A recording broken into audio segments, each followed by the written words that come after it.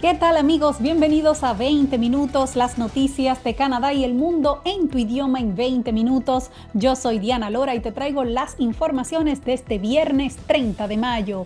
Estos son los titulares del día. 20 minutos con el patrocinio de Liuna, local 183. Feel the power. Contra todo pronóstico, la economía canadiense creció en el primer trimestre. Los conservadores dicen que no apoyarán el plan de gastos del gobierno y Carney promete inversiones en los municipios. Además, señores, conmoción en Pickering, un adolescente asesinó a una anciana a plena luz del día. En los Estados Unidos, la Suprema Corte ha autorizado a la administración de Trump a poner fin al parol humanitario que protegía a 500,000 inmigrantes de Venezuela, Nicaragua, Haití y Cuba. Y Elon Musk fue a su despedida en la Casa Blanca con un ojo morado. Todos los detalles de estas informaciones de inmediato.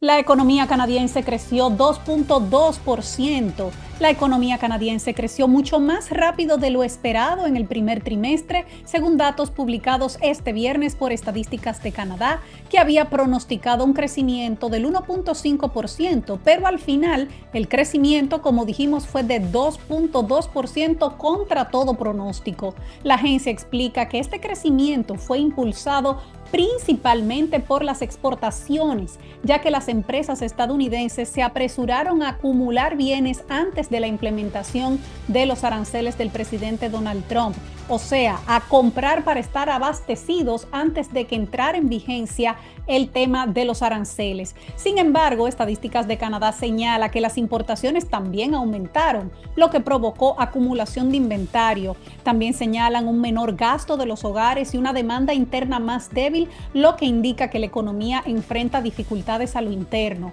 Los economistas han advertido que si los aranceles sobre Canadá continúan, esa tendencia preocupante va a persistir. Pero este último indicador sobre el crecimiento económico, que llega días antes de la decisión del Banco de Canadá sobre las tasas de interés, eso está previsto para el próximo miércoles, pues va a ayudar a determinar si el Banco Central recortará o mantendrá las tasas. Ahora la mayoría de los economistas y los mercados de divisas consultados por Reuters se inclinan por una pausa. El 82% piensa que eso es lo que ocurrirá, que el Banco de Canadá mantendrá la tasa actual al 2,75%. Los analistas encuestados por Reuters esperaban que el PIB del primer trimestre se expandiera un 1,7%, pero como dijimos fue más alto, del 2,2%. En una nota a los clientes, el economista de BMO, Douglas Porter, escribió lo siguiente: con este robusto conjunto de resultados, abandonamos oficialmente nuestra predicción de un recorte de tipos de interés del Banco de Canadá la próxima semana. Señores, los conservadores votarán en contra del plan de gastos liberal. Los conservadores están presionando al gobierno del primer ministro Mark Carney para que presente un presupuesto esta primavera y su líder Pierre Poilievre asegura que no apoyarán el plan de gastos de los liberales. Escuchemos cómo lo dijo Poilievre. Mark Carney introduced $500 billion of spending with no budget. Esta semana, Mark Carney sometió un plan de gastos por $500 billones sin ningún presupuesto. La primera vez que eso ocurre en décadas. No solo eso, también está incrementando el gasto del gobierno en 8%, y una gran tajada de ese gasto es para burocracia inflada, consultores y contratistas. Y hablemos claro, el gasto extra que el señor Carney le ha pedido al Parlamento no es para inversiones, es dinero que se irá por siempre, casi todo en burocracia y consultorías costosas. Les anuncio que los conservadores votarán en contra del gasto irresponsable e inflacionario por $500 billones de los liberales. Mantenemos la esperanza de que el gobierno cambie de dirección y por eso los estamos llamando a que sometan un presupuesto esta primavera, como siempre se ha hecho. Y por otro lado, este viernes el primer ministro Mark Carney habló en un evento de la Federación Canadiense de Municipalidades y allí dijo unas palabras que al parecer responden a los conservadores. Hablaba de las inversiones en infraestructura que hará el gobierno en los municipios y dijo lo siguiente. Above and beyond that, we will work with you Vamos a trabajar con ustedes para reducir los gastos de desarrollo en la mitad en todos los proyectos multifamiliares de viviendas durante los próximos 5 años, junto a las provincias y territorios y mismo tiempo integrando a las municipalidades en las inversiones federales en acueductos, redes eléctricas y sistemas de aguas residuales. Todas estas cosas cuestan dinero. Nosotros no venimos a dar sermones, venimos a dar ayuda y asistencia para que todos podamos avanzar. Carney prometió seguir financiando el Fondo de Aceleración de Viviendas de la administración anterior en apoyo al desarrollo inmobiliario de los municipios. Vilma Filici, Filici Immigration Services. Llámala al 416-482-1575. Fabián Brizuela, CSI Mortgages. Más que una hipoteca, tu mejor decisión. 289-236-2773. Y vámonos a Pickering porque está conmocionada la comunidad por el asesinato de una anciana la tarde de ayer. Ayer los habitantes de Ontario recibieron una alerta en sus teléfonos pidiendo a los habitantes específicamente de Pickering que se mantuvieran a resguardo o buscaran refugio de inmediato porque la policía estaba persiguiendo al sospechoso del ataque a una señora mayor a plena luz del día. El hecho ocurrió pasadas las 3 de la tarde. La señora se encontraba frente a su hogar en un vecindario tranquilo de Pickering cuando el atacante, sin ningún tipo de provocación, la apuñaló. La señora fue trasladada de urgencia a un centro traumatológico, pero lamentablemente falleció poco después a causa de las heridas de arma blanca. Aunque la policía no ha dicho el nombre de la víctima, los vecinos la describieron como una maestra de kindergarten retirada ya en sus 80 años. El atacante huyó de la escena, pero varios vecinos habían visto al sospechoso que llevaba una indumentaria distintiva, un abrigo largo, guantes negros y mascarilla quirúrgica. La policía lo localizó cerca de las 8:30 de la noche y resultó ser un adolescente de 14 años. También residente de Pickering, y por ser menor de edad la policía no puede dar su nombre. En el día de hoy fue presentado en el tribunal y acusado de homicidio en primer grado. En un comunicado, la policía de Durham dijo lo siguiente: mediante la revisión de las grabaciones de video se supo que la mujer se encontraba fuera de su casa cuando el sospechoso se le acercó. Tras un breve encuentro, el sospechoso agredió a la víctima sin provocación, apuñalándola varias veces. Luego huyó hacia el este por Lindheim Drive antes de la llegada de la policía. En una actualización en el día de hoy, la policía de Durham dice que no han encontrado ningún vínculo entre la víctima y el homicida.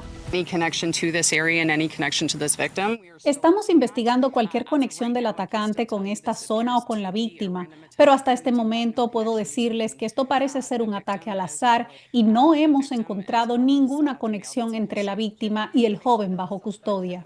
La policía empleó considerables recursos, incluyendo un helicóptero, drones y otros recursos más para intentar localizar al sospechoso. Se desconoce el lugar exacto donde fue apresado. Mientras continuaba la búsqueda, se insistió a los residentes de la zona a que se resguardaran en sus hogares, una orden que finalizó tras el arresto del joven ya en horas de la noche. Ahora también se está cuestionando si fue excesiva la orden por tantas horas por parte de la policía mientras perseguían al sospechoso. Y en otro orden, escuchen esto: el Premier Ford y los diputados de Ontario se aumentarán el sueldo. El gobierno de Ford ha tomado medidas para conceder a todos los diputados de Ontario un aumento del 35%, incluyéndolo a él, al Premier, así como para cambiar la forma en que los políticos provinciales reciben sus pensiones. El ministro de Finanzas de la provincia, Peter Bethlenfalvy, presentó el jueves en Queen's Park una ley para poner fin a la limitación de los aumentos salariales que se estableció inicialmente en el 2009 bajo el anterior gobierno liberal, acercando a los representantes provinciales a lo que ganan los diputados federales. Diputados de todos los partidos respaldaron la medida minutos después de su presentación, por supuesto. Actualmente un diputado provincial gana $116,550 al año según la ley de la Asamblea Legislativa. Sin embargo, varios políticos, dependiendo de su cargo, también reciben otros complementos. Prácticamente todos los diputados del Partido Conservador Progresista de Ontario reciben algún complemento por encima encima de su salario base, ya que el grupo ocupa un cargo cualificado tras ser nombrado ministro de gabinete o asistente parlamentario, presidente de una comisión, dependiendo de la función que tengan en el gobierno. En virtud de la nueva legislación, los diputados provinciales ganarán un salario base de $157,350. Los aumentos anuales posteriores estarían ligados porcentualmente a lo que reciben los representantes federales. Por ejemplo, si los diputados federales obtienen un aumento del 3%, también lo harían los diputados provinciales. Con la actualización, los sueldos quedan así. Vamos a ver los diferentes cargos. El premier actualmente gana $208,974 y ahora con su nuevo salario ganaría $282,129, casi $74,000 más. El ministro del gabinete pasaría de $165,000 a $223,000. El ministro adjunto o ministro sin cartera de $138,000 a $187,000. Un asistente parlamentario de $133,000 a $179,000. El líder de la oposición oficial, que en este caso es el NDP, pasa de $180,000 a $244,000. El líder de un partido reconocido, como por ejemplo los liberales, pasaría de $158,000 a $213,000. El presidente de la Cámara pasaría de $152,000 a $208,000 y así sucesivamente los demás funcionarios del gobierno. Se espera que esta medida le cueste $6 millones extra en el año fiscal 2005-2026 a la provincia, porque además se hará de manera retroactiva al 27 de febrero. Vamos a hacer una pausa y cuando regresemos nos vamos al plano internacional. Hay noticias muy importantes, la decisión de la Corte Suprema que deja al borde de la deportación a 500,000 inmigrantes en los Estados Unidos y mucho más. Ya regresamos. ¿Pensando mudarse a su país? ¿Enviar un equipaje no acompañado o paquetes a sus familiares? Extra Equipaje, con 15 años de experiencia en envío de carga internacional, le asesoran todo su proceso. Llámenos o escríbanos al 416-848-0523. Con Zulay Rincón en Toronto Auto Group, cada vehículo pasa por una selección rigurosa para que tú manejes con calidad. Autos usados de alta gama, con atención personalizada. 647-256-8800. Estamos de vuelta en 20 minutos. Gracias por acompañarnos. Damos un vistazo a las informaciones a nivel internacional.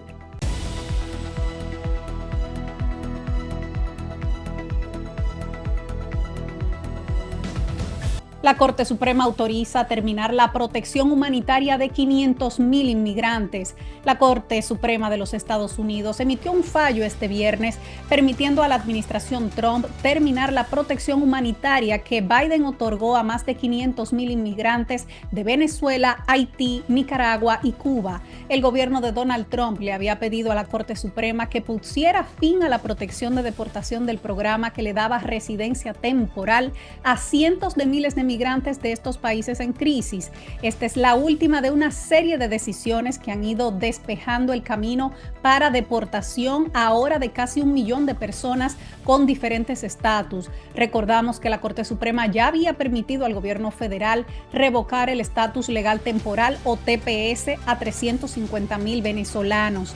El fallo de hoy afecta otro programa, el de las protecciones por razones humanitarias o parol humanitario que le otorgó Biden a personas de Venezuela, Haití, Cuba y Nicaragua si un patrocinador se responsabilizaba por ellos. Como parte de este programa también obtenían un permiso de trabajo. Un juez federal de Boston había bloqueado el intento de la administración de Trump para terminar este programa, pero hoy la Suprema Corte ha fallado a favor del gobierno sin justificar su decisión, como suele suceder en casos que se conocen de emergencia. Pero 2 de las juezas de la Corte emitieron votos disidentes, la jueza Ketanji Brown y la jueza Sonia Sotomayor. El efecto de la orden de la Corte es hacer que las vidas de 500,000 de migrantes se desmoronen a nuestro alrededor antes de que los tribunales decidan sus acciones jurídicas, así dijeron las juezas. La orden de la Corte Suprema no es un fallo final, pero significa que las protecciones no estarán vigentes mientras el caso avanza, dejando a cientos de miles vulnerables a deportación. Ahora regresa al Tribunal Federal de Apelaciones para el primer circuito en Boston. Por otro lado, señores, hoy ha sido la despedida de Elon Musk del gobierno de Trump y llegó con un ojo morado a su despedida. Esta tarde, en rueda de prensa desde la oficina Oval, el presidente Trump agradeció al magnate Elon Musk su servicio como director de la Oficina de Eficiencia Gubernamental Dodge, la polémica iniciativa gubernamental responsable de recortar miles de empleos en la administración pública. Musk había expresado que su tiempo frente a Dodge se estaba acabando en medio de un boicot a su empresa insignia, a Tesla, que le ha valido pérdidas multimillonarias al gigante de vehículos eléctricos por las posiciones políticas de su fundador y presidente. Aunque sale del gobierno, Musk asegura que eso no significa que Dodge vaya a desaparecer. Escuchemos cómo lo dijeron Trump y Musk. Elon willingly, with all of the success, he willingly accepted the outrageous abuse. Elon, a pesar de todo su éxito, aceptó voluntariamente y aguantó todas las mentiras, los ataques, la rabia, porque ama mucho a nuestro país. Aunque viene de otro país, los estadounidenses le deben gratitud y quiero agradecer a Elon por su tiempo como empleado especial del gobierno. ¿Se imagina un hombre como él llamarse empleado? Le agradezco por venir a ayudarnos y cambiar la mentalidad de mucha gente. Quiero decir que este no es el fin de Dodge, sino el principio. Mi tiempo como empleado especial del gobierno necesariamente tenía un tiempo de caducidad. Era algo por tiempo limitado. Ya van 134 días, así que ya termina. Llegó al tiempo límite. Pero el equipo de Dodge se seguirá fortaleciendo en el tiempo y su influencia será más fuerte. Algo como el budismo. Es una forma de vida que va a permear todo el gobierno y con el tiempo veremos ahorros por $1 billón. Pero recordamos que Musk había criticado la semana pasada la legislación presupuestaria de Trump, mostrándose en desacuerdo con el nivel de gastos, cuando su función era precisamente reducir el gasto y hacer la estructura gubernamental más eficiente. Él dijo: estoy decepcionado, socava el trabajo de Dodge. Pero como una nota al margen, a muchas personas le llamó la atención que Musk tenía un ojo morado y un periodista le preguntó cómo se había hecho ese moretón y Musk dijo que fue su hijo Lil X quien le pegó en la cara.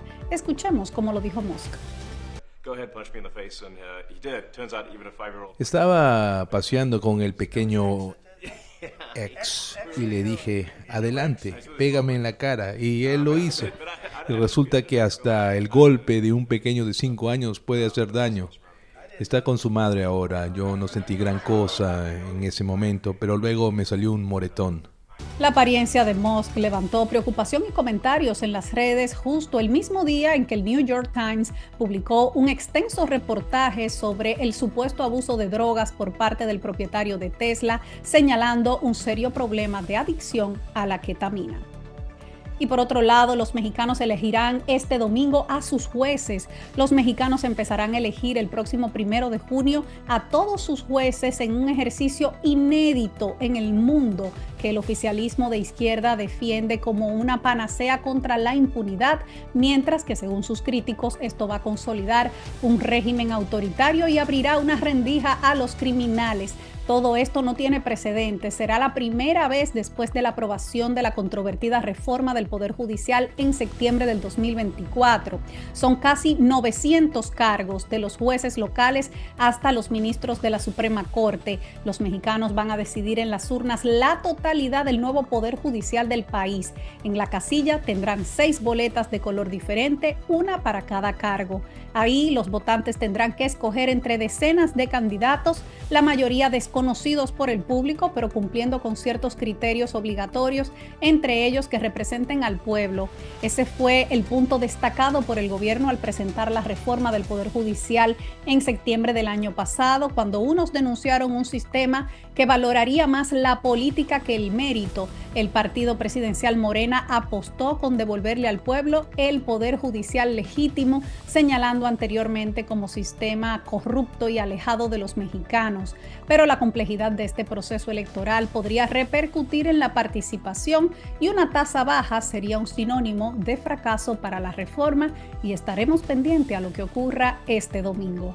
Ya para finalizar, vamos a ver lo que nos espera mañana en el clima en las principales ciudades del país.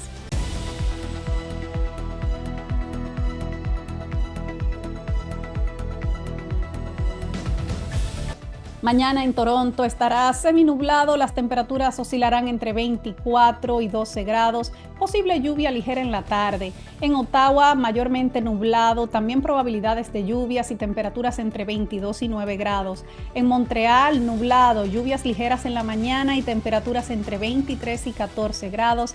En Calgary estará soleado, cielos despejados, temperaturas entre 27 y 14 grados. Y en Vancouver, soleado con algunas nubosidades en la tarde y temperaturas entre 22 y 12 grados. Hasta aquí las informaciones de hoy. Gracias por acompañarnos en 20 minutos. Yo soy Diana Lora y como siempre me despido de toda esa comunidad latina, recordándoles que unidos somos más fuertes, juntos somos más. Hasta el próximo lunes.